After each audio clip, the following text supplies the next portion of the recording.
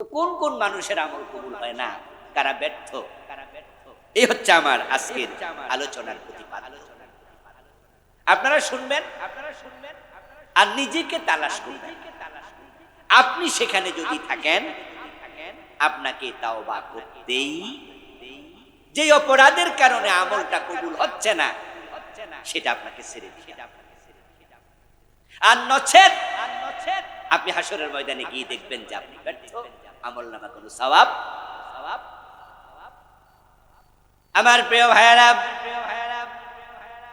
Mother Teresa নামে একজন ভদ্র মহিলা ছিল, আমাদের ভারতে বসবাস করতেন। তার বাড়ি ছিল ইউরোপে। তিনি ছিলেন খ্রিস্টান। ভারতে অসংখ্য এতিমখানা দিয়েছেন।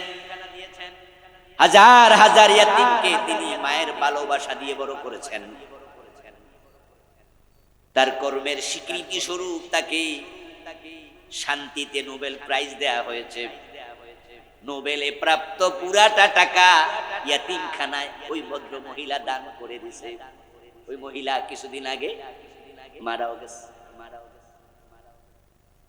হাজার হাজার ইয়াতিম পালন করছে।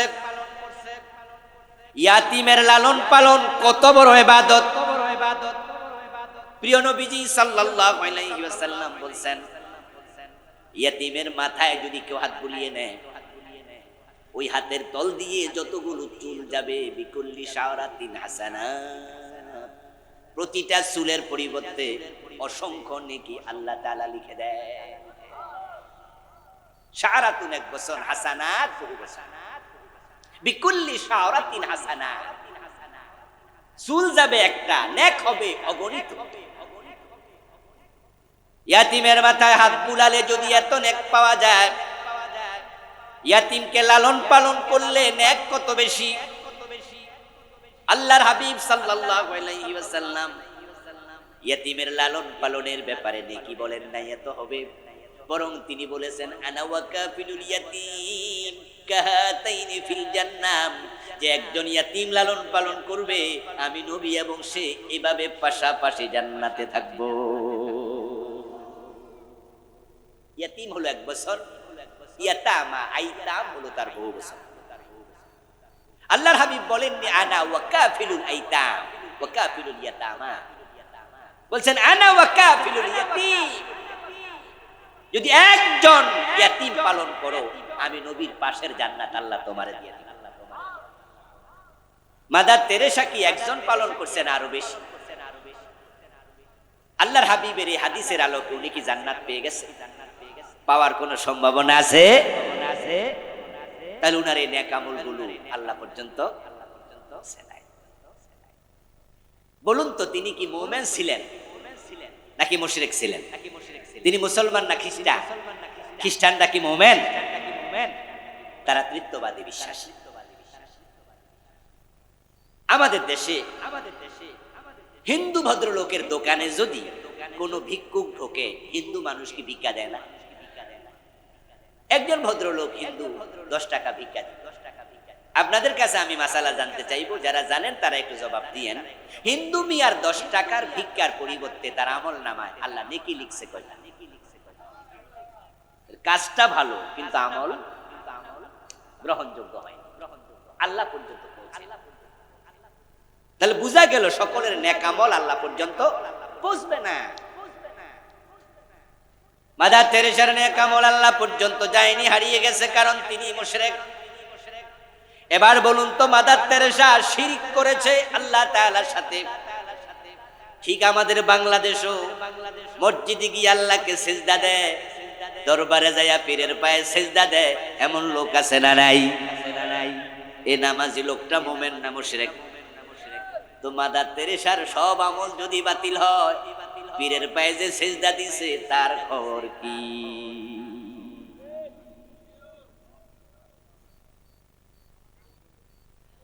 আবার প্রিয় ভাইরা, আল্লাহর কাছেও চায়, আবার পীর বাবার কাছেও সন্তান চায়। এমন মুসলমানের সন্তান আছে না নাই? সন্তান দেয়ার মালিক একমাত্র কে? তো যে বেটা পীরের কাছে সন্তান চাইলো, কাজটা ঠিক না বেঠিক? শিরক হলো কিনা? তো মাদার তেরেসা শিরকের কারণে তার সব আমল যদি বাতিল হয়, পীরের কাছে যে সন্তান চাইলো তার খবর কি? আমার প্রিয় ভাইরা, আমাদের দেশে কাদিয়ানী নামে একটা সম্প্রদায় আছে কিনা? তারা কি নামাজ পড়ে না? তাদের কি মসজিদ নাই? এই রমাদানে কি রোজা রাখেনি? তারা মুমিন না কাফের? হাসরের ময়দানে তারা সফল হবে না ব্যর্থ? তাহলে কাদিয়ানী নামাজ রোজা সব করে, কিন্তু কাফের হওয়ার কারণে তাদের আমলগুলো আল্লাহ পর্যন্ত পৌঁছে না। কিছু কাজ আছে যেগুলো করলে আল্লাহ তাআলা ফিরেও তাকায় না, এগুলোর কারণে ভালো আমলও বাতিল। মুহররমের 10 তারিখ আমাদের ঢাকা শহরে হায় হোসেন কইয়া একদল লোক তাজিয়া মিছিল করে। ওদেরকে আমরা কোন ধর্মের লোক বলি? শিয়া ধর্ম। তারা ইসলাম ধর্মের পরিচয় দেয়, কিন্তু আমরা বলি শিয়া। তাদের ভিন্ন ধর্ম, প্রকৃত ইসলাম ধর্ম এটা না। যদিও সব শিয়াকে আমরা ইসলাম থেকে খারিজ করি না, কিন্তু শিয়াদের মাঝে একদল আছে যারা সরাসরি কুফরিতে। হযরত আলী রাদিয়াল্লাহু তাআলা আনহুকে নবী মনে করে এমন শিয়াও, এমন খারাপ শিয়া বলে জিবরিল আমিনকে আল্লাহ তাআলা ওহী নিয়ে আলীর কাছে পাঠাইছিল। জিবরিল ভুলে ওহী মুহাম্মদ ইবনে আব্দুল্লাহর উপর। কত বড় জালেম! শিয়াদের সকল ফেরকা কাফের না, কিন্তু কিছু ফেরকা কাফের, আর বাকি ফেরকা দল পথভ্রষ্ট, সবগুলো। আচ্ছা, এই হায় হোসেন যে শিয়ারা করে, আপনারা জানেন যে তারা পুরান ঢাকার হোসনি দালান নামে একটা বিল্ডিং, মুহররমের 10 তারিখে সেখান থেকে তারা তাজিয়া মিছিল বের করে হায় হোসেন বলতে বলতে চলে যায় একবারে শিয়া মসজিদ মোহাম্মদপুর, প্রায় 10 কিলোমিটার। মোহাম্মদপুরে শিয়া মসজিদ নামে একটা বাস স্টেশন, ওখান পর্যন্ত খালি পায়ে হাঁটতে হাঁটতে হায় হোসেন বলতে বলতে যায়। আবার হাঁটতে হাঁটতে তারা হোসনি দালান পর্যন্ত ফিরে আসে। প্রায় 20 কিলো রাস্তা আসা যাওয়া করলো। সময় ব্যয় হয় নাই, কষ্ট হয় নাই, ঘাম ঝরে নাই। সওয়াব হয়েছে কতটুকু?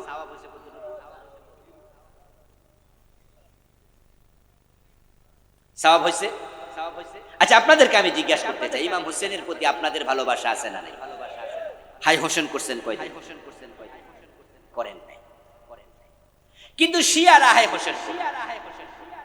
এখন আপনাদেরকে যদি ওরা প্রশ্ন করে, ইমাম হোসাইনকে তোমরা যদি সত্যি ভালোবাসো, তাহলে হোসাইনের শাহাদাতের দিবসে তোমরা হাই হোসেন কেন করো না মিয়া? তোমরা ভালোই বাসো না? এই অভিযোগ কি ঠিক হবে?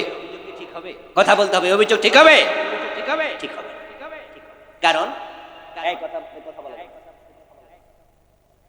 কারণ হচ্ছে এই হায় হোসেন রীতিটা ইসলামে পাওয়া যায় না। এই জাতীয় কর্ম যেটা রাসূল করেননি, সাহাবারা করেননি, এমন কর্মকে সওয়াবের উদ্দেশ্যে কেউ করলে এটার নাম হয় বিদআত। শিয়ারাই বেদাতে লিপ্ত, তাই তারা পথারা। এবার বলুন তো, বেদাত শুধু শিয়াদের ভিতরে আছে, সুন্নিদের ভিতরে বেদাত আছে না? না। এই যে আমরা যারা আজকের মাহফিলে আছি, 2-4টা বেদাত কি আমাদের ভিতরে নাই?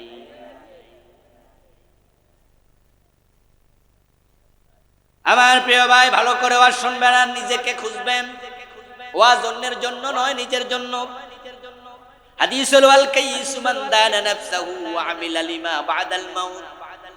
সেই তো সচেতন, সেই তো চালাক, সেই ব্যক্তি তো সফল যে ব্যক্তি নিজের সমালোচনা করতে জানে, সতর্ক থাকে, আত্মসমালোচনা করে, নিজের দোষ নিজে খোঁজে এবং সংশোধিত হয়। রাসূল বলেন সে হলো চালাক মানুষ। আমরা নিজের দোষ খুঁজি না পাবলিকের দোষ খুঁজি? অন্যের দোষ খুঁজতে আল্লাহর নবী মানা করছেন, বরং প্রিয় নবীজি বলেছেন অন্যের দোষ যদি কোনো কারণে তুমি দেখে ফেলো, কোনোভাবে তোমার নজরে পড়ে যায়, ওই দোষটা তুমি প্রচার করবা না গোপন করবা? রাসূলুল্লাহ সাল্লাল্লাহু আলাইহি ওয়াসাল্লামের হাদিস শুনবেন আর মানবেন, বুঝবেন।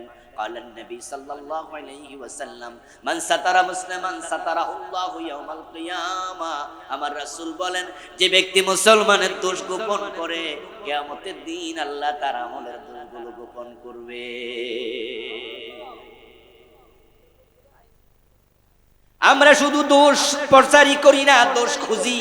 দোষ না করলেও দোষ দেয়, বিনা দোষে দোষ চাপাইয়া ফাঁসি দিয়েছে এমন আলেমও বাংলাদেশে আছে না নাই?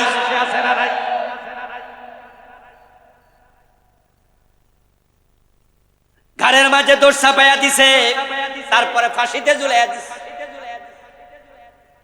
অথচ ওই মানুষগুলোর ব্যাপারে আমরা যা জানি, আমরা তাদেরকে যেভাবে দেখেছি, বিশ্ববিখ্যাত মুফাসসির প্রায় 40 বছর ধরে তামাম দুনিয়ায় কোরআনের তাফসীর করলো।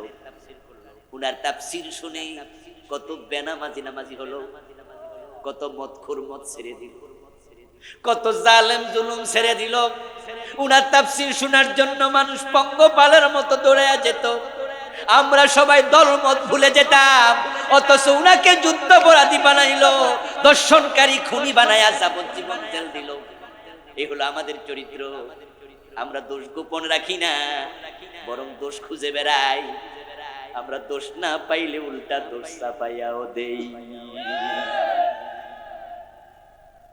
আল্লাহর হাবিব বলল, কি আর তোমরা করলা?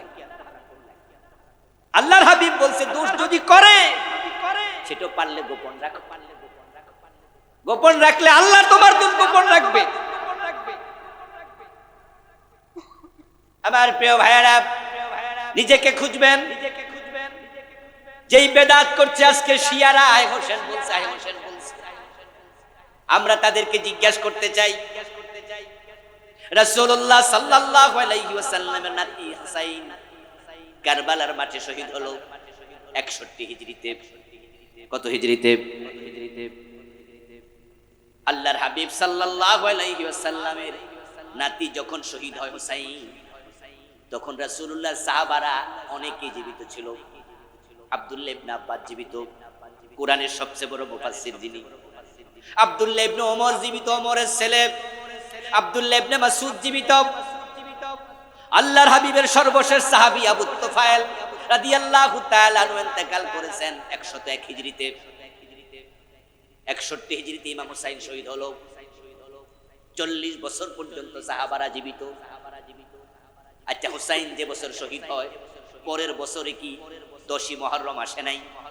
তো কয়জন সাহাবী হাই হোসেন করছে দলিল দাও। এই যে 40টা বছর সাহাবারা জীবিত ছিল, 40 বছরে কয়জন সাহাবী তোমাদের মতো হাই হোসেন করে তাজিয়া মিছিল করে বুক থাপড়াইছে? একটা দেখাও। এবার আপনাদের কাছে প্রশ্ন করছি, জবাবটা আপনারা দেবেন। ইমাম হুসাইনের প্রতি ভালোবাসা শিয়াদের বেশি না রাসূলের সাহাবীদের বেশি? তাহলে কোন সাহাবী হাই হোসেন করে নাই, তোমরা করলা। মায়ের সে মাসির দরদ বেশি। এবার বলুন তো, সাহাবারা কেন হাই হোসেন করলো না? তার কারণ শুনুন। রাসূলুল্লাহ সাল্লাল্লাহু আলাইহি ওয়াসাল্লামের সন্তান ছিল 7 জন। কয়জন? 4 জন মেয়ে। কি যোগ বাকিটা নিজেরা করে নেন? 4 জন মেয়ে আর 3 জন কি? তার মাঝে 6 জন মারা গেছে রাসূলের জীবদ্দশায়। ফাতেমাতুজ জাহরা রাদিয়াল্লাহু তাআলা আনহা ব্যতীত বাকি 6 সন্তান রাসূল নিজ হাতে কবর দিয়েছে। 3 জন ছেলে মারা গেল, 3 জন মেয়ে মারা গেল। এবার বলুন তো, সন্তানের প্রতি প্রিয় নবীর ভালোবাসা আছে না নাই?